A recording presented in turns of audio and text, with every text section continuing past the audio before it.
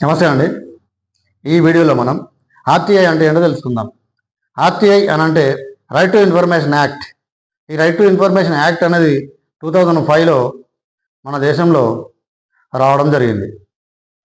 ఈ ఆర్టీఐలో ఉన్నటువంటి సెక్షన్ 6(1) ప్రకారంగా మనం ప్రజా సంబంధమైనటువంటి ఎలాంటి విషయాలు అయినా కూడా గవర్నమెంట్ ఆఫీసర్ల నుండి రాతపూర్వకంగా ఇవ్వాలని చెప్పి అడగడానికి మనకు ఈ చట్టం అనేది అవకాశాన్ని, హక్కుని కలిగిస్తూ ఉన్నది.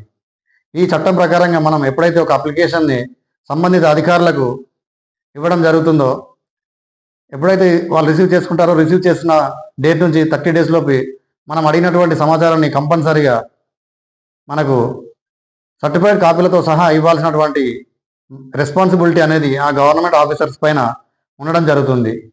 ఎందుకనంటే ఈ చట్టం అనేది ఖచ్చితంగా 30 days లోపు దాన్ని రిప్లై ఇవ్వాలని చెప్పి చాలా స్పష్టంగా చెప్తా ఉన్నది.